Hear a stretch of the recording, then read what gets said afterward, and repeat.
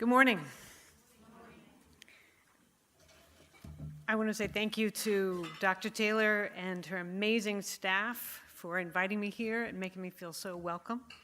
This is my second trip to Australia, and I'm always very humbled by your hospitality and the friendliness I encounter here. And this trip has been no different. I want to talk to you today about community.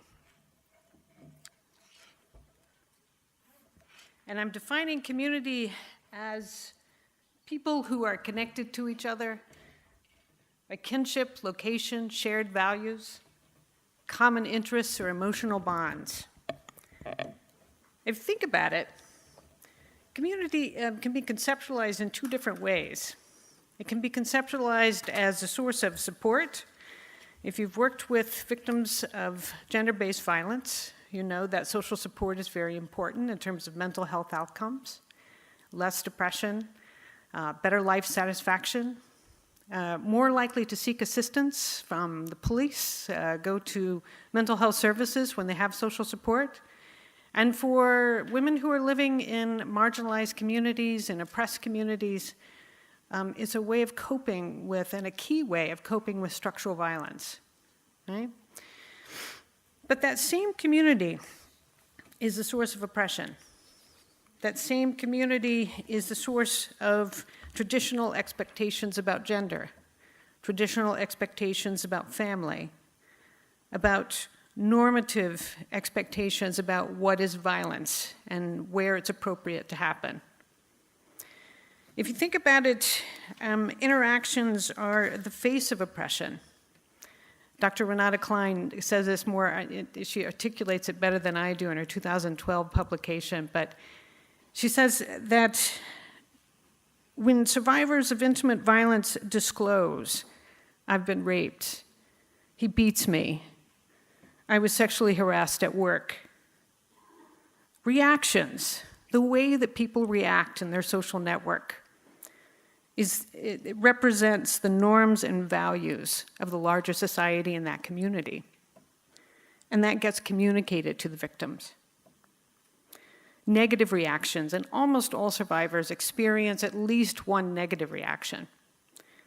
Negative reactions, in fact, exacerbate the impact of gender-based violence. And in some cases, exacerbates it in the form of PTSD. If you work with women trying to escape intimate violence, you may be trying to find her refuge from that community. Refuge from an abusive partner, but also refuge from a community that doesn't understand what the problem is. It's the history of the battered women's movement, is finding safe refuge, right? Elizabeth Fox Genovese said that, so feminists have had this ambivalent relationship between community, this idea of community, and women and surviving gender-based violence. On the one hand, community is the source of support. It is our strength. On the other hand, it is the source of oppression. And she said, you can't have it both ways. And of course, it's complicated. We have it both ways. But I see her point. And it occurred to me that safety planning for battered women lies at the intersection of that dilemma. If you've ever tried to help a woman escape a violent relationship, you may want to know who in her social network is going to be supportive to her and who is going to tell her that she needs to be a better wife. In a larger sense, you may want to think about, is it better for her if you take her out of that community, right? Is that what is going to be the most safe option for her? Or do we need to keep her in her community where she feels the most comfortable, where she has social support, where she has what she needs to cope? And in that case, if that's the best option, then you have to create safe space where she is. And that becomes challenging in some cases. There are places around the world, there are contexts around the world where women have fewer choices about leaving their home, where they have fewer choices about escaping. right? So some of these challenging contexts are what I try to look at in my research and in some of my programming and consulting work. First of all, if you think about it, women who live in a tribal context, who identify with a tribe, I'm thinking of Native American women in the United States, and there are many examples around the world of indigenous women who identify first with their tribe. To take them out of that context, to take them away from that tribe, is not necessarily taking them to refuge, because the tribe, the community, is the refuge. If you think about people who are living in oppressed or marginalized communities, how they cope, how they deal with structural violence, is through their connections to each other. So when you take them away from that, you're taking them away from their strength. Right? So I'm interested in how do you create safe space for women whose first identity, whose collective identity means that they don't want to leave their tribal community, they don't want to leave their cultural community behind, but they do want to live in a safe space. How do you create safe space in that context? I've also tried to understand in places where there are high levels of poverty in developing countries. In some of these contexts, the criminal justice system is ineffective or it's weak.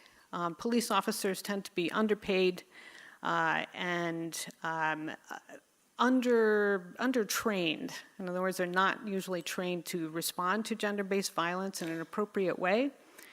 And so for a country like the United States to export a criminal justice model that works very well in the United States, to export that model to a developing country is problematic because even if they have legislation that is comprehensive, that criminalizes violence against women, that establishes domestic violence courts, that does all of the things that you want them to do, the implementation is difficult. The implementation takes more funding. The implementation takes training, and the resources are simply not there. So in those places, it's difficult to think about where do women go then, right? You can't call the police.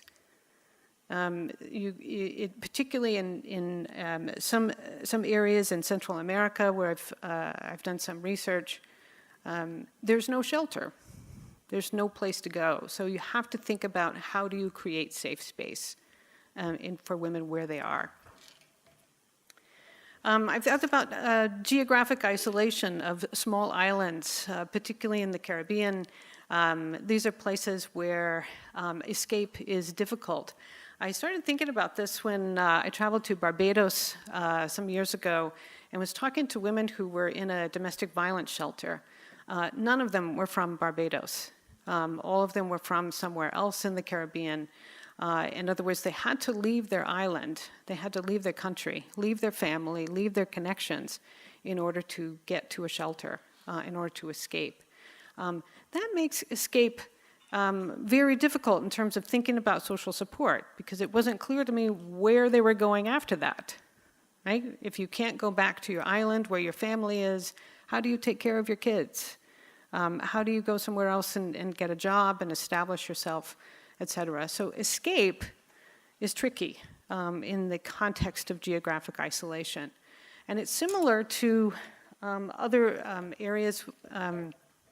Another type of issue I'm interested in, and that is where there's low anonymity, that is in rural areas. I've done some research in rural areas and on college campuses, and it's a similar issue. Everybody knows everybody. That makes it much harder to report gender-based violence. I've had students who had clear symptoms of depression, had clear symptoms of some type of mental illness, had clear substance abuse issues, will not walk through the door of a counseling center because they're afraid someone will see them. Survivors of gender-based violence face the same fear of stigmatization. It's not that they're afraid that the public in general is going to stigmatize them. It's that they're afraid their neighbors, their family, everyone they know in their lives, every part of their social network will, within the hour, know about the business. They will know what happened because everyone knows everyone in these settings. And that makes it very intimidating to walk into a police station or even to walk into a counseling center and start talking about something that happened to you, particularly if the perpetrator is someone everyone knows. So these are challenging contexts, and the role of community, the role of both formal and informal community is part of that ambivalence. It's part of that interesting ambivalence around how do you create safe space, right? If you can't take women out of the community, how do you create safe space where they are? That's the question. So in my travels, and I've been lucky enough to travel to many different places, I have tried to look for examples where people were trying to do this, where they were trying to create safe space for survivors in the cultural, economic, geographic, social context in which they were living. I'm looking for innovation and looking for interesting ways that people were trying to create safe space. I'm going to talk about 3 examples that I found in my travels. Some of them are based in research that I've done, and some of them are based in some programming that I did and some consulting work. So it's a mix. This is going to be a mixture of research and programming. I'm going to talk about 3 examples as long as I have time. If I don't have time, I'm going to talk about 2 examples. But I'm happy to answer questions if there's one example or more that you're interested in. The first one is from New Zealand, nearby. I had the chance, again, thanks to Dr. Taylor's generous invitation, to spend some time in New Zealand in 2014. I was interested in interviewing domestic violence victim advocates there. New Zealand has tried to incorporate sensitivity to the values of the Maori, the indigenous people of New Zealand, into the social services framework. And I was very interested in that process. The National Collective of Independent Women's Refuge for short, has led the way in terms of trying to think about how do you create safe space for Maori women. And I was very interested in how they did that, because when I talked to Maori women, they reminded me of Native American women. I felt there are Native American women in my family, and I felt like I was talking to my cousins. The history is very similar. There are very similar social trends in that Maori, for example, are about 15% of the population in New Zealand, but 42% of the women receiving services in the Women's Refuge. And it's similar for Native American women. It's a small percentage of the population, but 50% unemployment rate, extremely high suicide rate, alcoholism rate, intimate partner violence, sexual violence, on and on. So a lot of need for social services. So I was very interested in the idea that New Zealand, and particularly Women's Refuge, was trying to incorporate the values of the Maori to help Maori women feel safe. How do you create that safe space? Now, in safety planning, I'm sure, how many of you have done safety planning with women who are trying to escape a violent relationship, or women who are trying to escape? Okay, so a few of you may know, a safety plan, for those of you who don't, a safety plan is basically typically done in a meeting after a domestic violence incident with a victim advocate. And typically you have a checklist of things that you might go through and plan for the safety of the survivor. So if she's going to go to shelter, there's a safety plan. If she's going to stay in where she is, there may be a different safety plan. Like, what are you going to do if you feel like you want to escape, if you want to get out of here? What's the plan, right? How are you going to do this? So it's a plan for safety, literally. And originally, the training in safety planning is that if if the survivor wants to invite someone into that safety planning meeting, they can. Now, this is interesting in terms of my questions about community, about social support. I had asked victim advocates in the United States, I'd done an exploratory study in the United States with victim advocates and asked them about the safety planning meetings, and do you invite social support into a safety planning meeting? And for the most part, they said, no, we don't. If the victim wants to bring someone into a safety planning meeting, they can, right? That's empowerment. That's what she wants to do. That's what we do, right? But we don't invite them. In New Zealand, the attitude was a little bit different in the sense that victim advocates were much more intentional about getting social support into a safety planning meeting. They were more likely to invite social support. Women were more likely to show up with someone at a safety planning meeting, right? And part of that was a nod to Maori values. Because in traditional Maori culture, if you commit a crime against someone who is Maori, you commit a crime against their entire family. And by entire family, I mean cousins, grandparents, the whole extended family. That's family for Maori. And so the Maori would respond to the crime as a family, right? Your whole family would respond, right? That would be the tradition. So when I talk to victim advocates in New Zealand, so if a Maori woman shows up for services,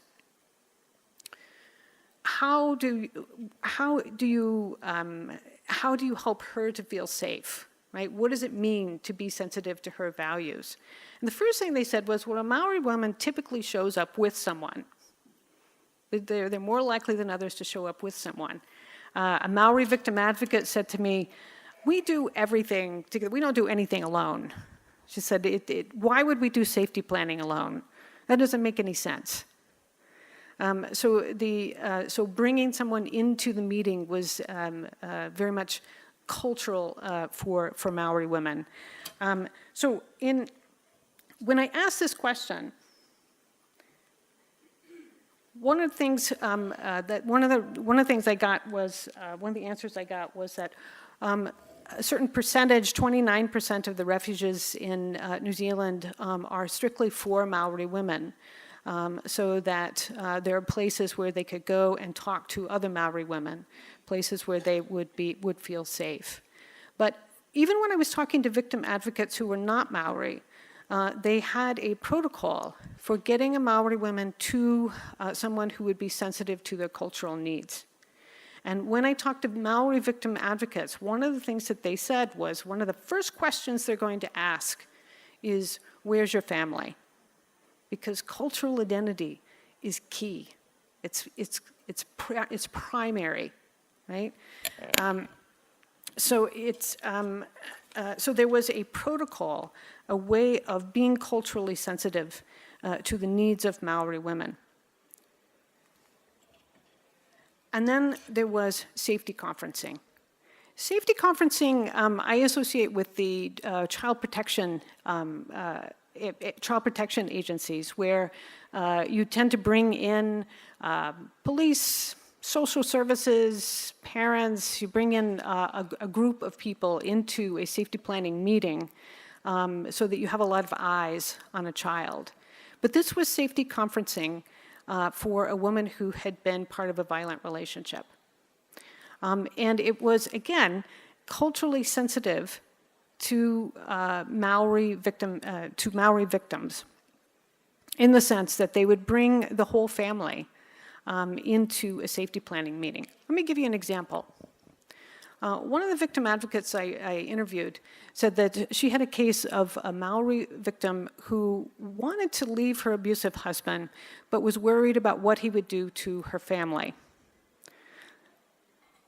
So she called, basically had a safety planning meeting with her entire family. So they had a meeting with the entire family. And so she was able to talk about her fears.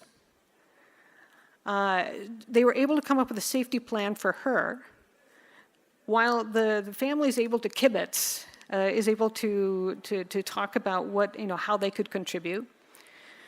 And all of the family had a safety plan as well, so that when she walked out of there, she felt more comforted that her family was going to be safe should she make this decision, right?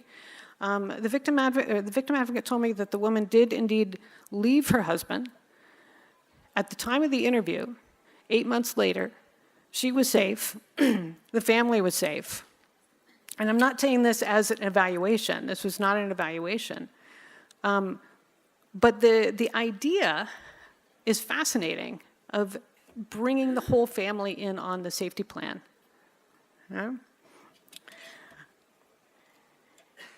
And that was part of what I learned in New Zealand, was this idea of bringing more eyes into the situation, bringing some more social support, being more intentional about bringing social support into safety planning. When I asked victim advocates about the benefits of doing that, because I wanted to bring that back to the United States, they said, for example, emotional support. Which is, I think, is fairly obvious. But the emotional support, extending the sphere of safety around the victim, giving them the kind of connections. You know that in many cases, women who have been in violent relationships have been cut off from family, either because of the perpetrator, it's part of the strategy of isolating her. And this was a way of reconnecting, right, a way of inviting them to reconnect. With family members or friends. Target hardening. It said target hardening, I recognize this because I teach criminology. This is the idea that you have more eyes on the victim and more eyes on the perpetrator, so that you have more people watching. It reduces, the idea is to reduce the opportunity to commit the crime. Right? If you think about crime as an opportunity, family violence, for the most part, happens in private, right? So the more people you have monitoring the victim and monitoring the perpetrator, the more possibilities that there's going to be intervention. In addition, logistical support. This is a standard part of safety planning. But it was, the benefit of having someone right there is that you can arrange it right there. Who's going to hold your keys? What's the alternative for housing should you decide to leave? Could this be the person who calls the police, given the right signal? In other words, if no one is there except the victim, then it is somewhat hypothetical as to how that's going to happen, right? But when that support person is right there with them, you can make those arrangements. It's about cultural sensitivity. And I've talked about that, the fact that this is about the values of the Maori. It was particularly sensitive to the values of the Maori. Victim advocates talked about the fact that the other person in the room can provide unique insight. So they gave the example of someone a friend who said, remember the last time you did this, he took the phone. Remember the last time you did that, he took your keys. And so you could plan in a much more concentrated, a much more comprehensive way if there's someone there helping. I recognize that if you've ever told someone who was going to the doctor to get the results of a cancer scan or get the results of some kind of serious illness, you want someone there with you. because you're not going to hear half of what the doctor says. We know that victims of intimate partner violence experience trauma, and that trauma impacts memory, it impacts decision making, and so having someone there in the safety planning meeting helps to make more conscious decisions, and that was that idea behind unique insight. It gives some kind of insight into the situation. The last one was interesting to me as a sociologist. The victim advocates in New Zealand saw this as an opportunity to affect social change. One of the objections that they had in the victim advocates in the United States had to bringing someone in to a safety planning meeting was that they were afraid of what people would say to the victim. Like they were afraid they would say, you know, if you just would do the dishes the way he wants you to do the dishes, this wouldn't happen. Or something along those lines. We're afraid of those kinds of abusive statements or oppressive statements, right? So I posed that question to the victim advocates in New Zealand. What would you do if they said something like that? And I said, well, usually people don't say things like that in a safety planning meeting, but if they did, the times when they do, they look at it as an opportunity to provide education. It's an opportunity to address stereotypes. And if you think about it, it's a way of creating a pocket of safe space. It's a way of creating a pocket of safe space for the victim, right?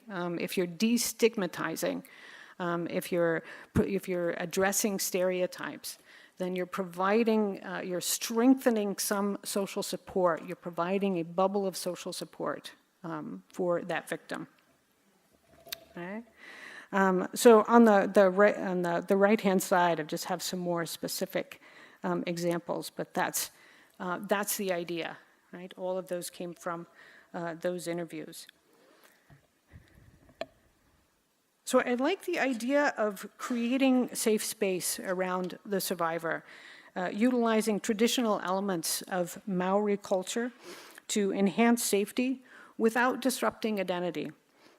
It offers options for women who do not want to leave their community and creates pockets of safe space around them.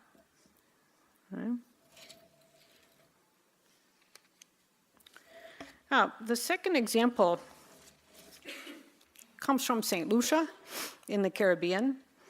I said one of the areas I was interested in is geographic isolation. St. Lucia is a tiny little island in the Eastern Caribbean. I tried to circle it, but it's fairly small. It's north of Barbados, north of Venezuela. It missed some of the recent hurricane activity, and it's about 600 square kilometers, not all of that habitable. It's about 186,000 people, and about almost twice that many visit as tourists every year, and it is well worth a visit. It's a beautiful place, beautiful beaches. It's home to the Pitons, which is a World Heritage Site. The cruise ships come in every Thursday and Friday. And it is certainly has British and French colonial heritage. It is predominantly Catholic, and all of the children receive a Catholic school education. And what you see here is a middle-class neighborhood just north of Castries. Houses are very close together. They're fairly small, but they're nice, very nice inside. And it's not uncommon to see one of these open-air restaurants in these neighborhoods. People tend to know each other in St. Lucia. Well, I've been there 4 times, I think. Traveled around with the people I was working with, and there was not one place where we stopped where we didn't know someone, right? Or someone didn't come up to us and say hello. I recognize you from somewhere. Okay, so it's like many Caribbean islands. It has a Friday night fish fry with the entire island is invited to the fish fry. It's a lot of fun, great fish. And this is the one that I went to. this past summer. And just to give you an idea of how small this place is, I went to this fish fry, and the next day someone I didn't know came up to me and said, "I saw you at the fish fry last night." Right? It's a place where there's very low anonymity. And I said to my host, I said, "It must be nice to be at a place where everybody knows you." And she said, "It's a two-edged sword, because sometimes you want privacy, and it's hard to find that here." The UNDP 2012 study in the Caribbean suggested that in the Caribbean, about 11% of both men and women self-reported domestic violence victimization. St. Lucia, as you'll notice, is right in the middle, at about 9.7%, and I would suggest, based on what I've learned there, that that's probably an underestimate of what actually happens. It's very difficult to talk about intimate partner violence and sexual violence in St. Lucia because everybody knows everybody. So you're typically talking about someone who everybody knows in your social network. It also in the literature in the Caribbean, and this is something that I learned through a needs assessment in St. Lucia in 2013, that there's very little support for victims of gender-based violence. Informal social support is difficult because people are afraid of the perpetrator. And again, everybody knows everybody, so they know who the perpetrator is. And in addition, many of the poorer residents in St. Lucia simply don't have the ability to take in another mouth. They don't have any way of taking care of someone who is trying to get away. The top picture is a poor neighborhood in Castries, not too far from where the cruise ships dock. Many of these houses are built, or some of these houses are built over sewers, open sewers. There's not a lot of income, and you simply don't have enough resources to take in another mouth. Formal support is also questionable because law enforcement, social services, even someone who would answer the phone at the counseling center typically has not had any training in responding to gender-based violence. So they have little or no training. Those who have had training, it's fairly inconsistent. There's also no collaboration between services. They all act independently in response to gender-based violence.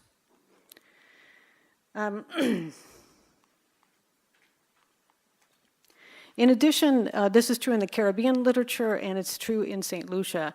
The lack of confidentiality keeps people from reporting, and it keeps people from disclosing. So people are afraid that if they call someone, right, even if they call an agency to talk about gender-based violence, that the person on the phone is going to be someone they know, and that person will not keep it confidential.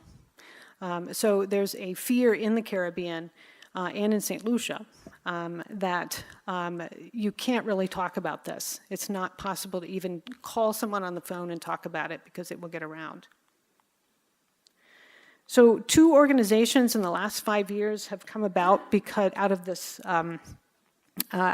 vacuum. Positive Reactions Over Secrets and Fear, it's a typo, was started by 2 young women who came out of college and wanted to open up the conversation about sexual violence in a more positive way. So they do a lot of activist work, but they're really the ones who are on social media trying to open up the conversation. Second organization started by professional women, an attorney, someone who worked for the World Bank, Shatter, Raise Your Voice at St. Lucia Incorporated, and they're really about shattering the silence around gender-based violence. And as you can see, they've put together some pretty successful protests in Castries around talking about sexual violence. They talk a lot about sexual violence, gender-based violence. They talk about structural violence, about poverty. They are a very comprehensive NGO in that sense. And I started working with them last year to think about how do you sensitize frontline workers in this context so that if survivors call, if they report to a police officer or to counseling or go to the hospital, that they would encounter a sympathetic response.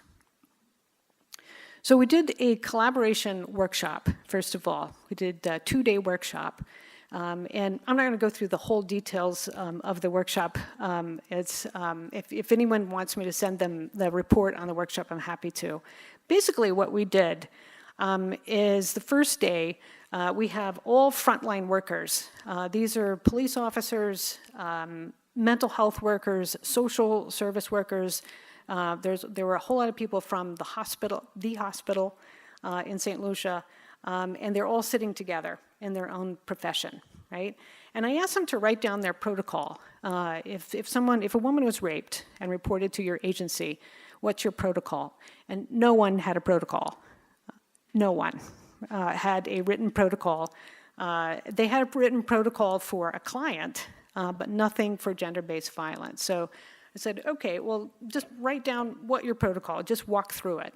And then some poor soul had to get up and tell the whole audience what their protocol was. And then the audience got to ask them questions, right?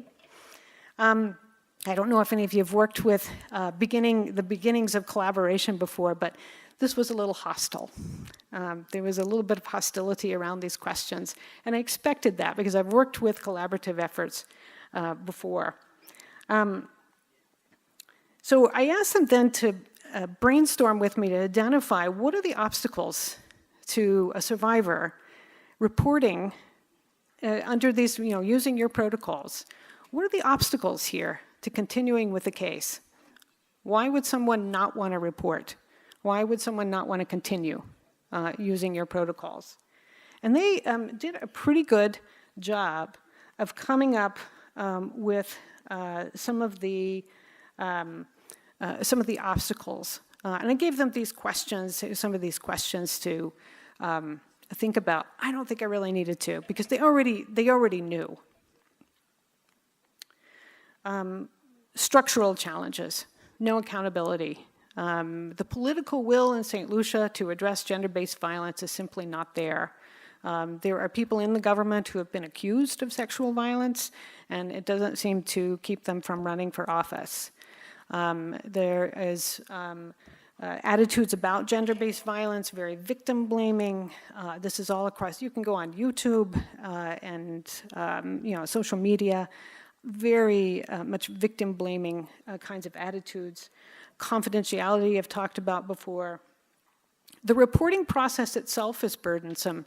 Police officers talked about the fact that if a rape survivor reported to them, the protocol was that a police officer would accompany the woman to the hospital, and they would sit in the waiting room, public waiting room, until someone called them, and that could be all day long.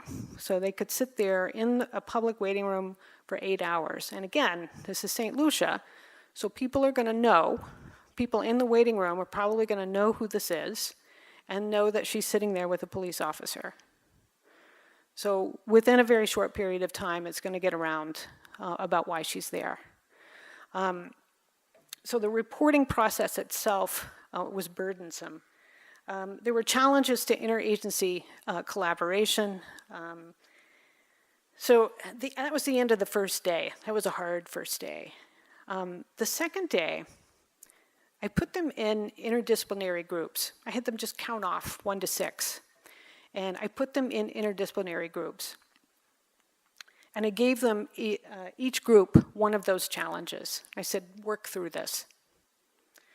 And I gave them some questions to think about. The questions were essentially, would collaboration help you move through that obstacle? What kind of training do you need to move through that? And is there, are there ways to preserve confidentiality while sharing information, while sharing data? And they did a great job. They loved it. And if you think about it, this is what utilizes this exercise utilizes the strengths of St. Lucia. This is what people love about living in St. Lucia. They love connection. They love the fact that they know each other, that you can walk into a coffee shop and say hello to everybody in the room. They love the fact that they are connected to each other. And so the interdisciplinary groups is what was most successful about the workshops. They talked for 2 hours about each obstacle. And then they presented on those obstacles. And when I asked them, is there something that you can do today? Is there something, one of these changes that you can make this week? A woman from the hospital raised her hand and she said, we are not going to have rape survivors waiting for a rape exam anymore. When they come into the waiting room, they're going to get right in to get an exam. Right at that moment, they had made change. That changes a lot of things. That changes that changes the way that survivors are treated in that context. So changing that formal response, changing in the ecological model, changing the meso-level, changing the exosystem is I think is going to make a big difference. So in terms of collaboration, if you've done collaboration before or worked on collaboration, they basically came up with these kinds of ideas. That is, to meet regularly, to cultivate trust, to talk about how they were going to collaborate and who was going to be on the team, to work out the confidentiality issues, and to have a way of talking about what was going on in social media, to have a way of discussing it as a group, and to have written protocols and training. One of the things that we did after that workshop is they asked me to write a training booklet for all frontline workers in St. Lucia. I was told that they had a booklet, or a book, but it was 300 pages long, and nobody read it. And my boss said to me, can you make it into 6 pages? And I said, okay. So I started working on it, and I said, I don't think it's going to be 6 pages. But I got it down to 15. And it's basically it's a training booklet that you could give to any frontline worker, whatever their profession, whatever agency they're working for. You could give it to a frontline worker, and it would help to sensitize them to the needs of victims of gender-based violence. It would it would basically give them some instructions about confidentiality and how important it is to keep this information confidential. And it also gives them directions about who they need to contact in order to help the survivor move along in the system more easily. So that's kind of where we are in St. Lucia in terms of using what I liked about this way of creating safe space, creating a safer island, if you will, is the idea of using connections to address problems. Utilizing the strengths of St. Lucian culture to create safe space and to talk about the experiences of gender-based violence. The third example I'm going to talk about quickly is from Nicaragua. I had the chance to go to Nicaragua in 2016 with a women's rights delegation. We were interested in learning more about the feminist movement in Nicaragua, and I was particularly interested in a program for women in the 2 small villages north of Leon, which is, Leon is right here, and there are 2 villages, Guyana and Trujillo, which started a women's project. This was for women who had experienced violence. Nicaragua is about 40% of Nicaragua lives in a rural area, and most of those people are living below the poverty level. The revolution ended in 1979, but is still very much in the conversation. And many of the women's movement is very active in Nicaragua, partly because of the revolution. The revolution promised people things, and women were not the ones who got the benefits of the revolution. So when they redistributed land after the revolution, most of that land went to men, and women were left out. So rural women in particular were left out of the programming. In 2012, Nicaragua passed a comprehensive law that made violence against women a human rights violation. It increased the penalties for violence against women.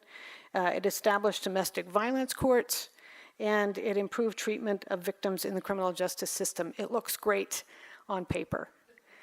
It's not been implemented. The funding has not been forthcoming from the government.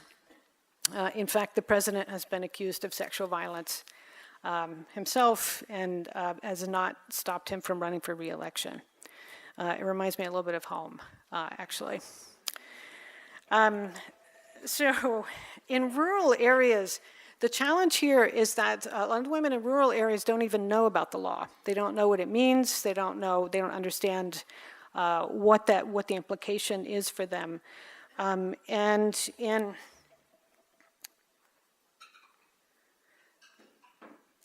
In some of the rural, these are some of the pictures from Guyana. You can see that it's linked to Leon by a dirt road.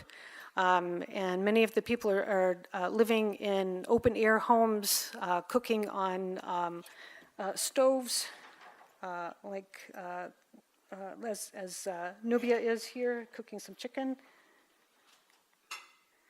It's surrounded by sugarcane fields, which is the only viable industry in the area. This would be a nice home in Guyana because it has it's enclosed and it has its own well. This is the well for Guyana. The village itself all get their water from that one well, and I'll come back to that in a minute. Now the workshops, Las Mujeres. The workshops came out of, there was a social worker in Leon who was doing some work in Guyana, one of the villages, and the women wanted some place to talk about violence because there wasn't any place to do that. So she created a year-long series of workshops in which they were able to talk about the social construction of gender, causes of domestic violence. They talked about their legal rights under the law, women's health, sexual violence, among other things. Now, if you look, this is the women's group. If you look at it, it's out in the open. There's no privacy. And in fact, you can see other villagers are kind of listening in, are on the outside of the fence there. So this is a challenging situation to create trust. The social worker pointed out that you could be talking about how your husband beats you up, and you could be sitting next to his sister. It's a small village, right? It's a very challenging situation. So they used, among other things, community. They took them to Leon, to the International Women's Day March, and they used theater of the oppressed. So as one of the delegates, I got to take part in Theater of the Oppressed. They didn't take into account the fact that I have no acting experience whatsoever. So I was sitting with this group of women from Guyana and Troilo, and we had to talk about oppression. And they decided, we all decided that oppression was the fact that they were living in a village with one water pump, and the multinational corporation that owned the sugarcane fields, during the dry season, diverts the water to the fields, and every family in Guyana only gets 1 bucket of water a day. So they said that's oppression. So our job then was to be a statue that acted that out. So I don't know if you can see it, but I am the multinational corporation, and I'm holding a full water bottle, and they are Isabella and I can't remember the other woman's name, but they're holding empty water bottles, and the other woman is holding up a sign that says, "Queremos agua," we want water, right? And then the facilitator comes in and says to the audience, "What's going on here?" And the audience comments, and then the facilitator says, "What should happen here?" And the audience screamed out, "Share your water." So I poured my water into their bottles. And we enjoy this. We had a good time with this, even though we were talking about something that was very depressing. It was very serious. There were tears when we were talking about some of the topics.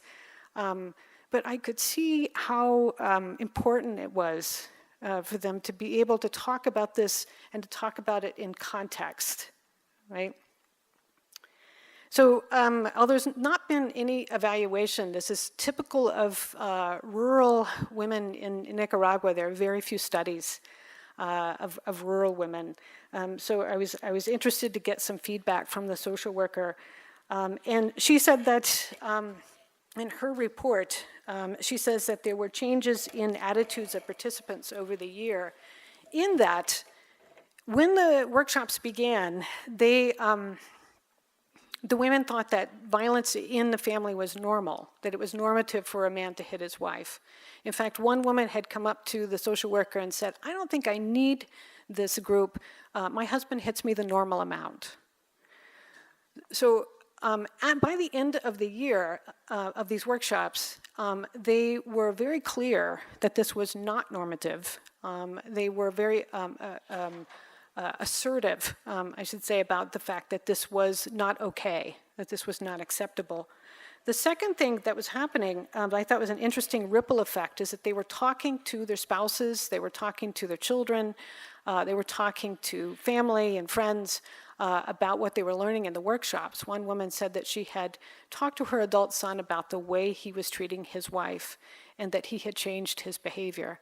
Another woman said, "My husband doesn't yell at me anymore. I talk to him, he listens to me, things are better." So there's some ripple effect there. Also, these women had a better understanding of the new law. They described it as, it used to be that a man could chase a woman out of the house, but now with the new law, women can chase the man out of the house.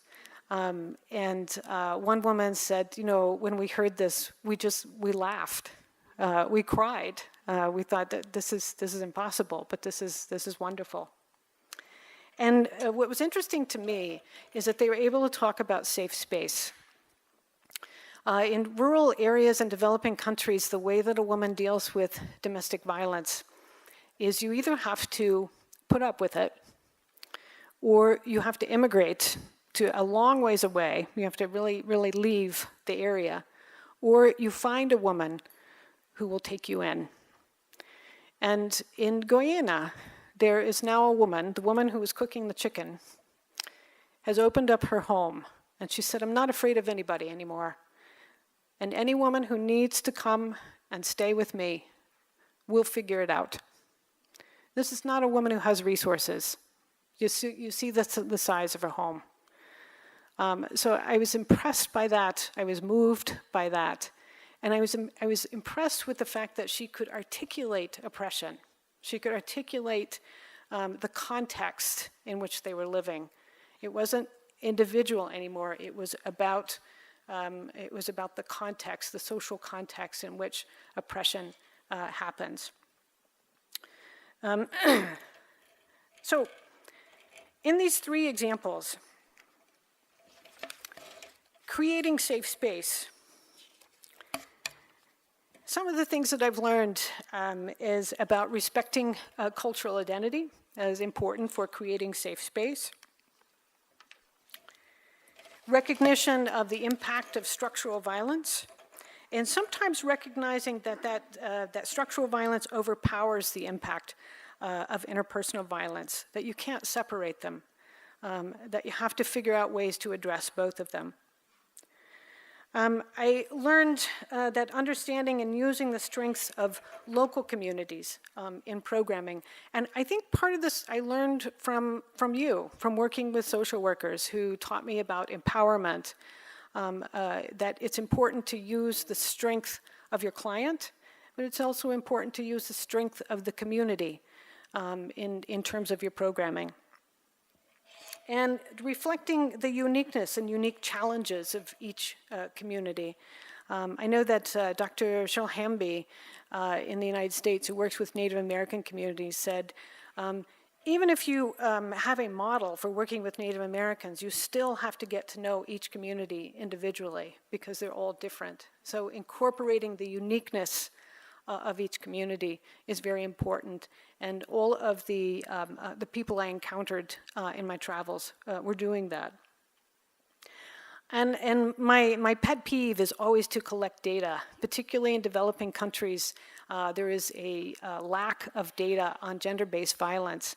In St. Lucia, there is no prevalence study on sexual violence, so we actually have no idea how often this happens. It's the same in Nicaragua.